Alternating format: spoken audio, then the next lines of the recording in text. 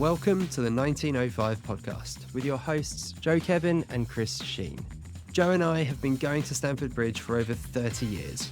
This podcast takes you inside our unfiltered voice notes on all things Chelsea, sharing our view from Gate 13 of the Matthew Harding stand. Let's hit the notes. This week, we look at what's missing from Chelsea in big games on the back of a disappointing performance at Old Trafford. And we preview the visit of Arsenal to the Bridge, with Chelsea hoping to stay ahead of our London rivals. Let's start with our live reactions to the draw against Man United. Palmer, told as far as Caicedo! He has hit that with special purity! Full-time whistle was just gone. We deserved nothing. We didn't even deserve the draw in the end. Probably as flat as you'll find me. I really fancy Chelsea to win today. Not just win well. United, if they'd come and played like the Harlem Globetrotters, I'd been like, fair enough. You know, they've obviously got a new manager, or in the process of getting their new manager. Rude's taken over for a few games. They're all playing for him. The crowd's up and, you know, excited. The crowd were flat. The team was poor, their tactics were poor, and we were even worse than them. So if anyone wants to come out and say that we played well and it's a good point at Man United this week, good for you. Have a great time with that. Personally, I think it's a terrible draw. I thought we were played terrible. I think defensively we looked ragged. Sanchez had nothing to do for 90 minutes and still managed to give a penalty away because he just can't keep his hands in. There's no need to give the extra dive when the guy is literally going out towards the 6-yard box the other way. You don't need to bring him down. I thought James had a mixed day. I thought he did some good things, some lackluster things, which is kind of what you'd expect from a guy coming back from injury.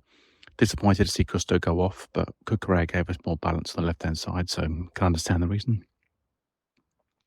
I think for the goal, Fofana, not just blaming Sanchez for the goal, I think Fofana's position. I mean, as a centre-back, if you know the ball is going over your head, you don't even attempt to make the header because you're just basically a dead man, okay, walking thing, a dead man standing. You need to be able to see and judge the flight of the ball and already make your steps to get back into the box. To jump aimlessly at a ball that's coming 3 or 4 yards over your head is completely amateurish and disappointing. I think he needs a good look at himself, to be honest. I don't think he's been very good for Chelsea. I said last week he gives a lot and tries a lot for the Chelsea team. I think he does, but he makes too many mistakes, a bit like Sanchez. It's a problem we have at the back, and we can't seem to quite solve that at the moment. I think as a team, we looked out of sorts. We didn't look fluid. We didn't look quick. We never moved the ball fast at all today. It was very ponderous, very slow. And overall, we got what we deserved, which was a point. And I think we're lucky to get that because I think with 19 minutes to go when their penalty goes in, I couldn't see a way back for us. Caicedo was clearly our best player and probably deserved his goal. I didn't see us scoring from a Caicedo volley from outside the box. That wasn't my bingo card today. I just felt Chelsea, the whole, Jackson was poor, Mudryk was poor, Madueke was poor, Neto was fairly poor. I'm struggling to find anybody who had a good game. We didn't see Nkunku. I mean, I don't want to knock Maresca because obviously I think he's a very good manager. I think he's got my backing, he's got my vote. But I don't understand why we're not seeing Nkunku in these games. I don't get it. Yeah. To keep playing him in the B team for 90 minutes and then never getting on in the Premier League, or if he does come on, it's only for like a few minutes. I don't see the benefit in that whatsoever.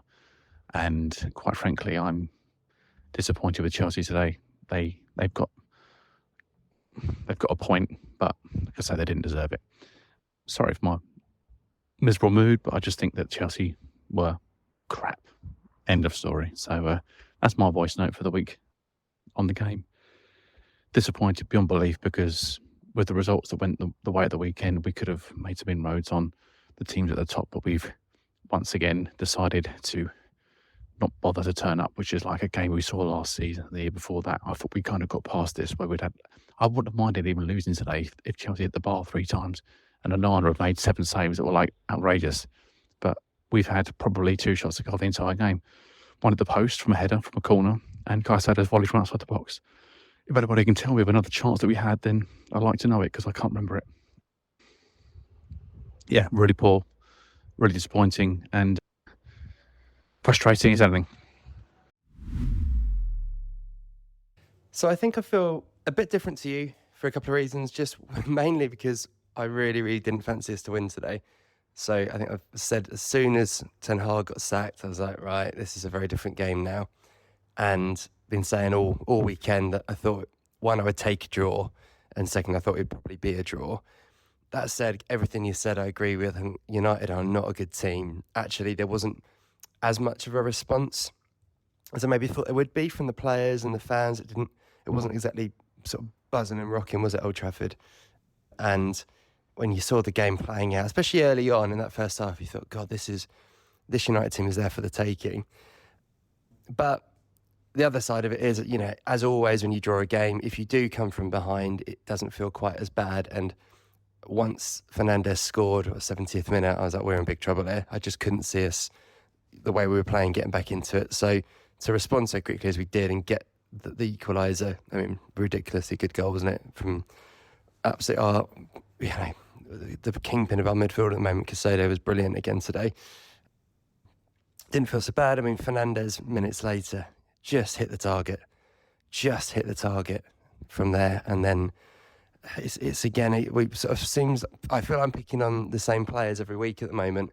He's one of them. And just think moments like that, that's where, when you spend that amount of money on a player, and again, that's not his fault, but that's where you expect to see that bit of quality. Keeper makes a great save, or it's cleared off the line, fair enough, but it wasn't even close hitting the target, was it? And that's a really poor. So yeah, I think for those reasons I don't feel quite as negative about it, but I agree that it wasn't a good performance, and in a lot of ways I had similar frustrations to the Liverpool game, which was that, again, I think that Liverpool team, when we played them, were there for the taking, but we'd get into the right areas around the penalty box, but that final pass, final decision, not taking the shot or taking the shot a bit too late and all those kind of things, we were just almost a bit too tentative. And that's really frustrating in those big games because you just got to, go for the gauntlet and have a real go. And I just think it's almost we didn't believe quite enough when we got into those positions that we could score and beat them. So that's frustrating. Got to echo your point about Sanchez.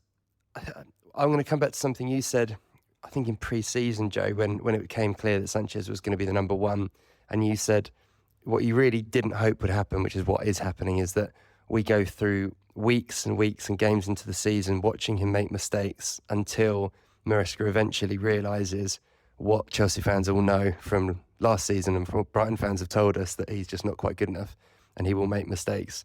And we end up dropping a lot of points along the way in waiting for that process, when eventually, almost certainly, Jorgensen comes in for him, and then if Jorgensen's not good enough, we're basically back to square one, as we were last summer, of scratching around for a goalkeeper. It's just really frustrating. It was such a unnecessary, just poor bit of decision-making by him.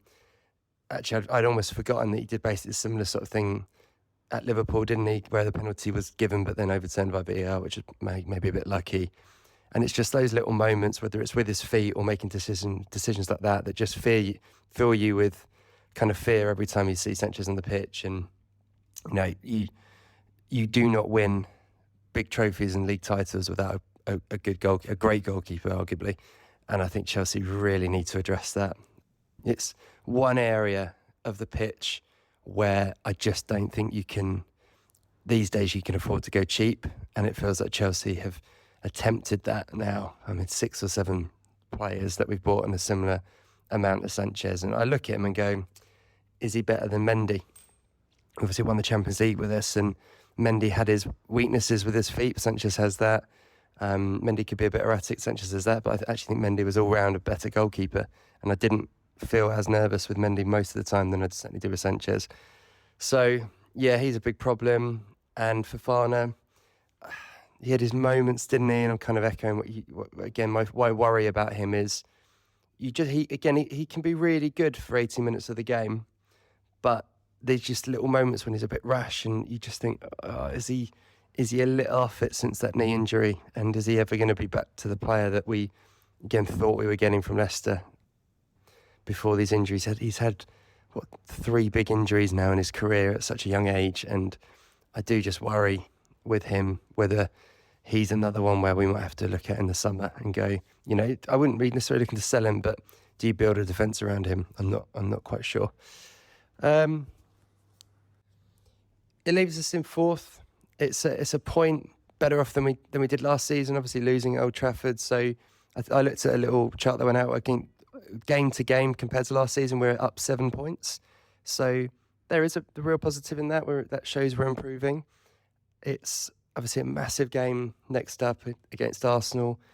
We'll talk about that more later, but it's, effectively, I think it's 4th v 5th, going into game on joint level on points. I think most of us would have taken that at this stage of the season. Wouldn't it be brilliant to lay a marker down against them?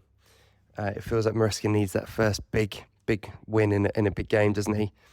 We didn't talk about the League Cup game in midweek, but you and I obviously did off pod, and I think our feeling was my feeling was certainly I'm not too bothered. I think I always said the League Cup's one of those competitions. If you're going to go out before Christmas. Once you get to the semi-final stage, I think that's when you kind of go, right, we want to win this now and have a real go. But I think if you're going to go out of it, go out early. And actually, with all of the games we've got this season, with obviously the Conference League and the World Club Cup, don't forget, at the end of the season, I don't necessarily think it's the worst thing in the world to be out of that. But let's go back to the United game with a bit more reflection. And we're going to hand over to a fantastic analyst, a guy on Twitter called Charles. His tag is football analysis. We'll link to it in the show notes. And we asked Charles to share his view on the game. So over to you, Charles. Thanks for being a contributor. And make sure to check Charles out on Twitter for those of you who are on it. Hi guys, good evening everyone. I'm so happy to be on the show. Thank you for the opportunity that is given to me to be here. I think I would like to give my thoughts on the game, and it would be much more. I understand that this is a Chelsea-oriented audience, so there'll be a lot of emphasis on Chelsea, but I'll also touch on United a bit. So I do believe that the game was kind of scrappy to an extent, or at least in my own opinion. It was a game for the very physical players.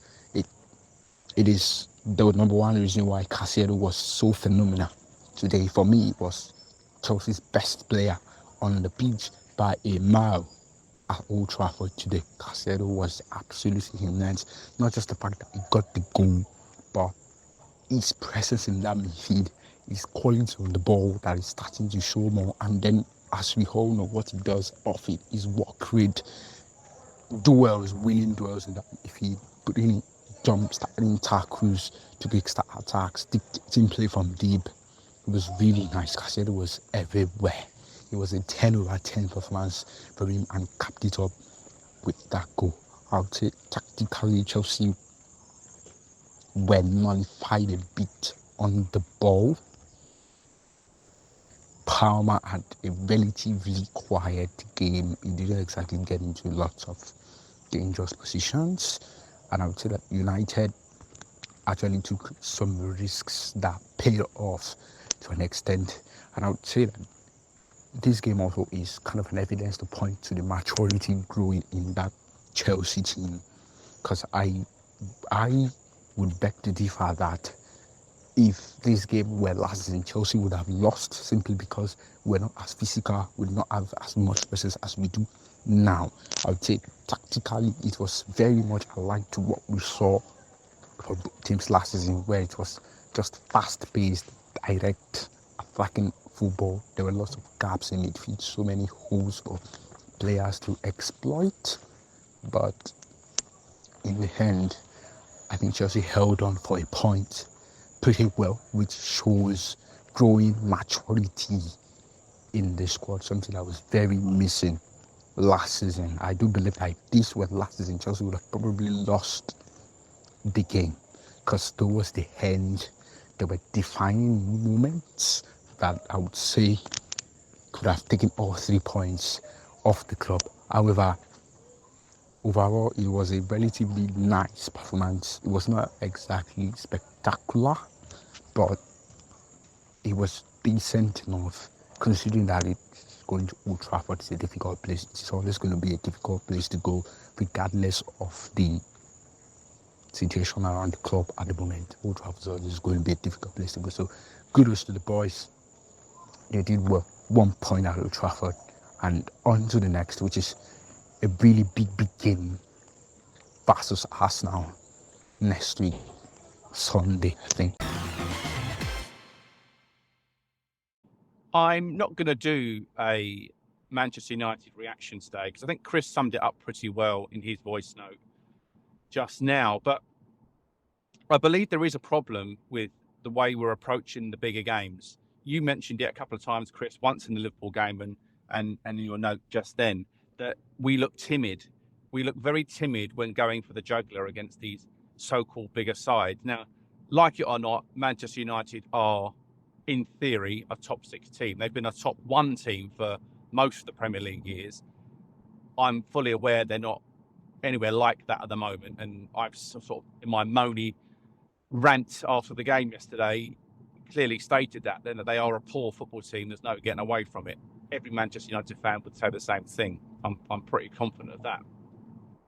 My issue is that we are standing off and we are not attacking these teams like we attack the teams in the mid part of the table or at the bottom end of the table. You saw against Wolves, we scored a goal, we wanted to get another one and another one and another one. And you saw that against Brighton too. And there've been other examples where we look at those teams and we think we can get more against these because we don't feel inferior to them. But it's like we've played Man City so far. We played Liverpool and Manchester United. In all 3 of those games, we stood off. For the most part, we've stood off them and we haven't really gone for them. And my biggest gripe with Chelsea, and people won't be aware of this, has been something that it's been brewing in my mind for a long, long time over the years. I've mentioned it once or twice, maybe loosely, but beating the big teams is a massive thing. And some will say, yeah, but you didn't lose. Man United are not a good team. That's a more winnable game than Brighton at the moment. A much more winnable game, but we didn't fancy it. We didn't go for it. That's my issue. That's my frustration. Chris is maybe a little bit calmer when it comes to that sort of thing, and he's right. The point gained against United from last year is a point gained, and there is a 7-point swing. My issue is, and my worry for Chelsea is that they get into this kind of, we're in like a little mid-table scrap, aren't we? There's loads of teams. Like if Newcastle win a game, like Newcastle are 10th. If they can win a game, they can go 4th or 3rd or nearly 3rd. And it's like, that's how close it is. We're not throwing ourselves away from it and giving yourself that little bit of breathing space that when you need, or you do have a poor game, a genuinely poor match against whoever it might be, you can kind of go, all right, we can write that off and we're still 2nd or 3rd. We're not breaking away from the pack. We're being part of the pack, and Chelsea need to be away from this. I'm not saying it's going to happen overnight. I know that, but I do feel as though this team is far better than we're giving it credit for. Far, far better. The players in this team are good enough to be outscoring and outshooting Manchester United. Some will say, well, Liverpool maybe are a better side than us. Well, that's obvious. They're top of the league. Maybe they are. But I wasn't worried about them. When we played them the other day, I didn't think, oh my God, they're so scary. Man City have clearly got slight issues themselves. Again, on paper, a better team than us. I'll accept that. But really, there's not too many other teams that I'm too worried by, and we shouldn't be worried by them. We can't get a complex. I remember Eden Hazard coming to the club and Jose Mourinho coming back for his 2nd stint. And he mentioned, I'll never forget this quote. He said, I've been watching Chelsea from afar and they are scared to take on the big teams. They're scared to take on Man City. They're scared to take on Man United. And he was right. He was so right about that. And I can remember one of the first seasons he came back, or that first season he came back, we played one of the bigger sides quite early on, and we got the result we wanted. And we won the league that year. And he was so incredibly right. And there was a semi-final we played against Man City the year before that we lost 2-0, and we never had a shot on target. And it just showed you how far away we'd fallen. And I think Chelsea are on the up. I think this is why I'm frustrated. For no reason. I think Chelsea are doing well. It's kind of not an anti-Chelsea kind of moan. It's more of a, come on, we're better than that. Prove yourself type of the thing. It's not aimed at anyone in particular. You know, I moaned at the whole squad pretty much yesterday that played. They were poor, and I think they need calling out when they're poor. Yeah, I'm not going to just sit here and say, oh, they're all fantastic and everything's sunny and roses. It's not. They need to perform better in those games. It's a statement game. It was an awful football match to watch. United were dreadful, but they probably had the better chances. If I'm being brutally honest, I think they had the better chances than us. The Garnacho one at the end, Fernandes had the volley over the bar. Obviously, Rashford's hit the bar. You know, on paper, they did. Enzo had his shot that went over. Obviously, we had the Caicedo goal, and we hit the post in the first half through Noni's header. But other than that, we did nothing. And we were the team that were playing, in theory, on the front foot. United were sitting off of us. And Chris, you're right. You said that you actually were quite surprised that the crowd didn't get involved, and the players didn't really show an amazing amount of fight for Van Nistelrooy. They didn't. And that's where my frustration lies. I'm doing that voice note immediately after the game is finished. And so I'm hoping, like most fans, there's a frustration there. There's an annoyance. Because I don't want to keep settling for second best. I don't want to keep settling for 5th place, 4th place. We're better than that. And they need to know it. It's not like, I know that I've said before, I realise they cannot win every match, every single week. It's not possible. I'm well aware of that. But we would have dropped points against Liverpool, City, Manchester United already this season. And we've got Arsenal at the weekend. And if we don't beat them, it's a fairly poor run of games. It has to be said. Having said that, the teams around us are dropping points, and that's keeping us in the match. That's keeping us going at the moment. But I don't think that we should be relying on everybody else's drop points to keep us in a top 3, top 4 race. And I hate saying it because I hate competing for top 3 and top 4 because I think it's embarrassing. We need to get back to where we were. That's my frustration, and I really hope that there's people out there that have that kind of same mindset. This team is good. They're going places. I realise it's not perfect. I know that, but frustration sometimes boils over, and I think that our mindset in the bigger games has got to change if we're going to compete for anything. And yeah, my rant's kind of over there, but I just kind of really want to kind of head home the fact that I'm not doing it to be anti-Chelsea, not doing it for people to get wound up by it. It's just purely my view is that Chelsea are a better football team than they're showing in these bigger games at the moment. They need to go for the jugular a lot more often. Hey, it's Chris here with a really quick message. Check us out on Instagram at 1905podcast.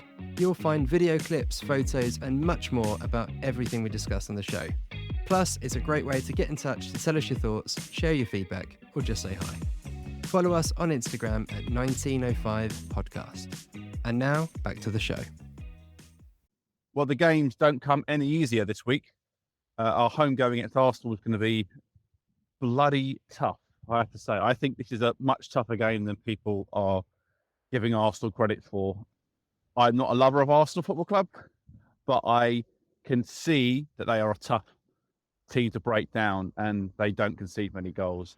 The sort of the partnership of Saliba and Gabriel has been excellent, and I know there's a lot of fun being had at their sort of expense with John Terry sort of saying that, or Lampard it was saying on the press that that they're not going to be as good as the Chelsea centre backs of the years gone by because they haven't won anything and this type of mentality. But look, they're brilliant at the back, and there's no getting away from it. They are going to be solid. They're going to be tough. They're going to be organised. And, Chelsea don't play that well against a really good organised defence. So I think it's going to be a really tough game for us. I'm more worried about their defence than I am their attack in a weird way, because, again, the sort of the joking and mocking of Havertz and Sterling, players that we've had at our club, and obviously one's on loan and one's gone there as a sale, obviously. They're not playing well. But like all these teams and all these players, Manchester United this week, the case in point, they're not a good team. They're not playing well, but they have the heritage and they have that kind of, at any point they can get a goal. And obviously a London derby is always a really tricky game for any London club, whether it's Chelsea playing against one or West Ham playing against one.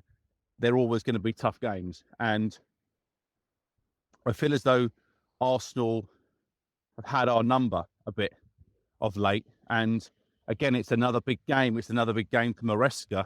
I mean, you mentioned, Chris, in your voice note after the Man United game that, Maresca's going to want to get a big win under his belt to kind of get rid of this tag of, just beating all the also-rans. I mean, what Paul Merson calls it, a flat track bully. That's where we are at the moment. I think, we've a point at Old Trafford on the face of it is not a bad result. Obviously, beating Newcastle was a good result. I'll give that's fair. But I do believe that you have to start trying to get wins against these big teams, because otherwise, you're just one of the pack, aren't you? You're not a special one. You're not one of the bottle, as Jose would say. You're just kind of all right. And I think Maresca would love nothing more than a good win against Arsenal this weekend to kind of get things going in the league for us. Obviously, we've had the game in midweek against Noah coming up. Obviously, we all expect to see 11 changes again, whether that means Gusto will drop into that team and Reece James goes to right back and Kukurea comes back to the left, because I think that does give us much better balance, or whether or not Reece James will play against Noah and Gusto plays at right back. I can't see that happening personally, because obviously Reece James is the captain. I think he'll want to play the more important game. That's my feeling. I think as though that Gusto has done fine, but I just feel as though the arrival of Reece James coming back has maybe taken the edge off him slightly. I don't know why, because I thought he was playing pretty well before Reece was sort of back in the fold. But again, he's done nothing wrong. But I just feel as though we're not quite right at fullback at the moment. We've got three very good ones, so it's a bit of a shame that we're kind of sort of having trouble working out who to play. So that'll be interesting, because we played on Thursday, just to see who comes into the team probably on Sunday. We expect the usual kind of fodder of Felix and Kunku up front and etc. etc. It will be fairly similar to what we've seen before. So we will have a fresh team for Sunday. Arsenal, obviously we've gone above them this weekend with our draw, but like I say, they are a serious team. They are a proper team. I'm not a huge lover of Arteta and his antics and his tactics, the way he uses the dark arts, like we said before about Nottingham Forest, and we've used them ourselves in the past, but I don't love his touchline demeanour. I hate the fact that he's always on the pitch and he's just gesticulating to the referees and the linesmen, or the assistant referees, as they're called now. That really does get up my nose, and I think it's something that we never, or the Premier League never seem to jump on. And you can imagine if that was Jose Mourinho jumping on the pitch every 5 minutes, he'd be getting a red card or certainly being told to sit back in his box. Yes, I think this Arsenal game will be difficult. I'm not expecting a hugely high-scoring game. I don't know why I think that, but I think it will be fairly tight. Chelsea won't want to give a lot away, particularly early on, but I do fear for us at set pieces.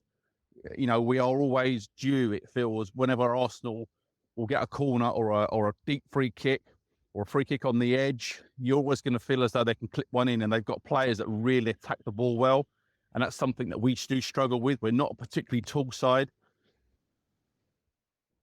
And I feel as though that we must take care of the basic this week, and I class corner kicks and free kicks as the basics. You know, we really got to get Fafana and Colwell and anybody else who's picking up the back. They've got to be marking the right people. I've seen a lot of weird things going on at the moment, like players like, say, Kukurea marking a 6'4" centre forward. I've seen that in previous games. I think Isak was marking someone last week, was being marked by somebody, and it was like, why is he marking Isak? You know, Isak's enormous. So I feel as though maybe there's a reason for it. I don't know, but we've got to get the basics right, because Arsenal will jump all over us if we don't. I think it's likely we're going to see Moises and Lavia again in the middle. I would hope to see that, because they've done very well as a partnership. And I think we do need a little bit more from our wide players. They've been very good this season at times, but they have had a few off moments and days here and there. So I think Neto will probably start. But, if Madueke will probably get the nod, but I think he's at the point at which he could be dragged or subbed off. So, yeah, again, that's something we need to look at. And I do expect to see Jackson up front with Palmer playing off of him, but I wouldn't be surprised if we do see an Nkunku or a Felix come on in this game if we do need them. So it's going to be a tough game. I'll leave it at that. At the Bridge this weekend myself, so I'll be looking forward to going and seeing the boys, and fingers crossed we can have a very positive result one way or the other. So let's go, boys. Yeah, the first thing I want to say about playing Arsenal is how bad our record has been in recent years. It's been abysmal. I was having a little look before, obviously doing the note here, and the last win we had was, this seems like so long ago, was Romelu Lukaku's debut on his return when we won 2-0 at Arsenal in August 2021. I mean, how long ago does that feel? The start of that season felt like we were, that was the game, for those who remember, where those based in the UK, Match of the Day, Alan Shearer, etc., were saying Chelsea had the kind of missing ingredient to be title winners that year. We'd obviously just won the Champions League. Lukaku had come in. He scored in that game. Reece James scored a great goal. I think we had Havertz and Mount playing off Lukaku. I mean, you'd think it was 10 years ago. It's only 3 years ago. It's crazy. And yeah, we won comfortably 2-0. And I remember afterwards, all of the talk was that Arteta was kind of on borrowed time, and it was only a matter of time till he was out. I think Arsenal might have lost the first 3 games of that season. It feels like forever, but that's the last time we beat them. Worse than that, if I have a little look, that's 1 win in 10 games against them. And so it really is, it's become a really poor record, kind of what you said, Joe, about kind of not winning those big games. Arsenal are the epitome of that, and actually there's a lot of losses within those, most notably obviously the disaster class at Arsenal last year with that 5-0. Last win at Stamford Bridge against them was crazy again long ago. It was 2018 under Sarri, and I remember being at that game. I think it was Kovacic's debut, August 2018. We won 3-2. A bit of Hazard magic to help win the game, but it's silly. It's silly how long the record is, and if Chelsea want to get back to where we want to be, these are the sort of games that you need to pick up a win. And I think it's an equally a big game for Chelsea and Arsenal, actually, going into this weekend. We'll hear from Jack, an Arsenal fan, shortly, who talks about how important it is for them to get kind of a statement win this season. Their form of late obviously hasn't been good. And I think for Chelsea, we need that. Let's be honest, we've not been great in the big games. Like we talked about earlier against United. We've just had something missing, I think, in those big games to get over the line. And I'm really hoping that on Sunday we see something different. The Bridge should be rocking. And I think it's one of those that a good start, it's a bit of a cliche, but a good start is incredibly important. And then we can see what we can do. Last year's game was one of the most frustrating, wasn't it? We went into that 2-0 lead and through a Palmer penalty. And I remember that being a big moment at the time. Do you remember? It was our friend Sterling wanted to take it, but all the players made Palmer take it. He scored the pen, and then Mudryk scored a cross-come shot, let's call it that, to go to the up. And then our friend Sanchez gifted Arsenal a goal back, which was a good finish by Rice, and they closed for 2-2. And from what could have been, it should have been quite a comfortable win, ended up with a draw, and you're kind of hanging on a little bit by the end. So it's going to be interesting to see how we do this weekend. I think team-wise, I'd kind of agree with you, Joe. I can't see it being hugely different. I maybe would look at Madueke being the one who has just not quite been at it in the last couple of games. So I wouldn't be surprised to see Sancho and Neto start on the wings, and maybe him to try something a little bit different. I think Sancho against Arsenal, I could just see him having a good game in that one, where it's a little bit more, less end to end and a little bit more, need a little bit of a nous to get through that very good back four that they have. And yeah, I'm worried about set pieces. I think you saw Arsenal at Spurs earlier this season. Arsenal weren't great, Spurs weren't great, and it came down to a set piece. Arsenal won it 1-0. They did similar thing at City where they drew, but they looked very dangerous, scored from set piece again.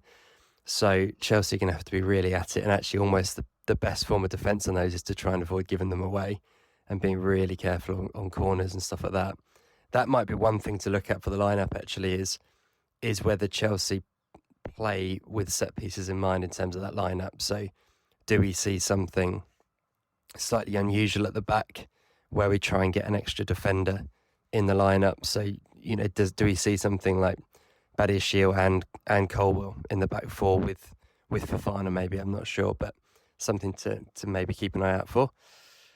But yeah, let's hope we can get that first big win in a big game of the season, and if nothing else, honestly, I wouldn't, again, similar to last week, I wouldn't be disappointed with the draw, to be completely honest. I think we'd said earlier about these 4 games being really difficult. I think if we came through it, with a draw, we stay above Arsenal, but more importantly, don't suffer a defeat in one of these big games. I don't think for where we're right out, that would be a bad result, but obviously want to get more. So I teased it earlier, we will hear from an Arsenal fan, so a very good friend of mine, former colleague, Jack Ford, huge Arsenal fan.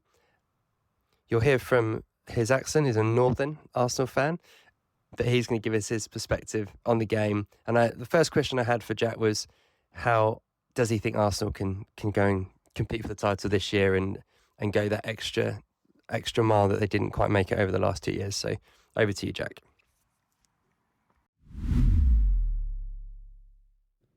Hi, Joe. Hi, Chris.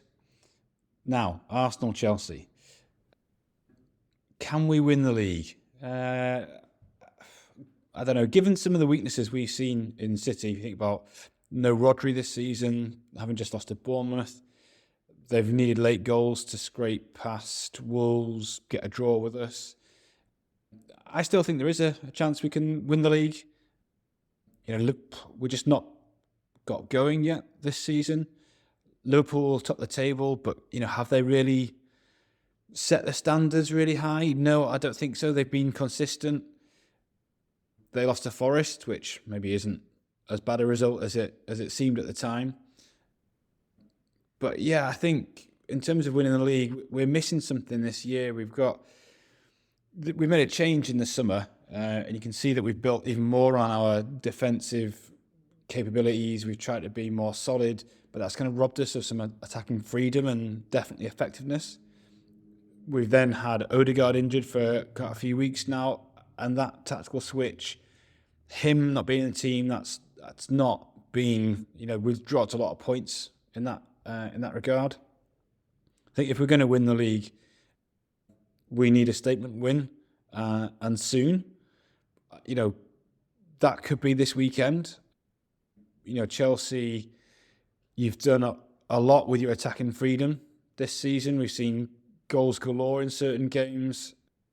The pace that you attack with, that's just something that, we've gone for more control over that freedom, that effectiveness. And I'd like us to dial that back up. Going into the game, I think we can get 3 points at Stamford Bridge, but you're going to expect me to say that, right? The mindset has to be to go and get 3 points. We've dropped quite a lot of points in the last 3-4 weeks, and a draw wouldn't be great, but actually a loss, I think you could write off our title hopes if we lose again. Maybe not because it's against Chelsea, but because it's so close to the other games where we've dropped points. I think that kind of momentum, stalling, the negativity that might bring into the camp, I think, yeah, not great. So we need to be going for 3 points. It could be a real line in the sand. We could put a real marker down by going and getting all 3, being impressive, being solid at the back. There's no chance Arteta's going to free us up too much so that we're suddenly looking flaky. But considering we're conceding already, why not go a bit more attacking and come home with a lovely 3 points and jump back above you in the league? We finished the episode, as always, with our favourite and worst memories of that fixture. And it's Joe taking it this week for his best and worst games, Chelsea v Arsenal. Over to you, Joe. My best and worst this week were quite simple and straightforward. I think I've mentioned Carnu as part of my best goal that I've seen scored at Stamford Bridge by an opposing player before. But in 1999, we played Arsenal at home and they were kind of seeking revenge. We prevented them from winning the title the year before. And I think they kind of, that was on the back of their mind, you could tell. And we essentially raced into a fairly easy 2-goal lead. And by the 50th minute, roughly 55 minutes, we were 2-0 up and looking, really comfortable. And you're going, okay, this is becoming a habit for Chelsea. And then Carnu decided to steal the show, scoring a hat-trick from the 75th minute onwards. None more so than that famous goal where he obviously takes it round a Chelsea player or two and then round the goalkeeper and scoring from an absolutely ludicrous angle. I think when you're at these games and you there's nothing worse than a last-minute winner scored against you, particularly against a London rival. It doesn't matter who it is really, but against Arsenal or Spurs or someone at home, it always feels horrendous. Not the Spurs scored too many last-minute winners against us, but you know what I mean. And I think for me on that day, that sense of, oh no, here we go again against Arsenal kind of came flooding back to me. So I think I'd have to pick that game, a match we were 2-0 up against a very good side, obviously, and it always feels good when you beat a big team, like I've sort of been talking about earlier in the pod. And to come back and somehow lose the game 3-2 with 15 minutes to go was unthinkable, and we had a very good team at the time too. So that one for me is easily my worst Chelsea-Arsenal game at home. And for my best Chelsea-Arsenal game at home, again, very easy to pick. This one, nothing out of the ordinary here. You probably all would pick the same game, more or less. So I'm going to go for the 2014 infamous Arsene Wenger 1000th Premier League match. And obviously Jose Mourinho had given him a fair bit of stick before the game and after this game. He didn't let him forget about this. And, those moments in seasons where you just think to yourself, oh no, he's really got him.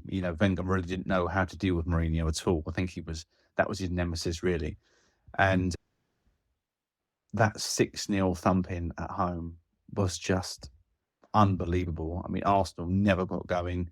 Their team probably was on the wane a little bit. I think they probably thought they were on the up. They had a few young players in the side at the time, which we thought might go on to do special things. But in actual fact, they never really kicked on and never really became... They were okay Premier League players. They had good careers, of course, but they didn't really kick on and have the kind of the statements, Premier League seasons that we all thought they would, like Oxlade-Chamberlain and Theo Walcott, these sorts of players. So I think that winning 6-0 against anybody is always a fantastic result, but to beat Arsenal 6-0 at home was absolutely unbelievable. Really bright, sunny day, and we got going literally within the first 3 to 5 minutes from memory. I think Eto'o scored, Schürrle scored on the day. I'm sure Oscar got a couple, and who can forget Mo Salah? Remember him? Mo Salah came on for a cameo appearance and slotted in a 6th goal right near the end. And I think, like I said, winning a big game against a big team feels really, really good. And it also sends a message to the rest of the Premier League that you're not to be messed with. And I think we give, this current Chelsea side, we give a lot of other teams that sense of, we can be got at mentality. And when you go and stuff someone like Arsenal 6-0, I mean, that just sends out all the right messages to everybody else. Like, they're an inferior complex to come to the Bridge and be like, well, they just done Arsenal 6. If we play like that, they're going to, what they're going to do to us, sort of thing. And I think that's what we need to bring back to Chelsea. And we had it for so many years and for so long. And even our teams that were slightly, maybe not perfect or not the best size we ever had, we still had it. And teams never came to the Bridge and fancied it. So that game for me is a simple one, an easy one, loads of goals, obviously loads of different scorers on the day. And like I say, even a young Mo Salah getting on the score sheet for us. So yeah, Arsene Wenger's 1000th game in charge ended up being a disaster.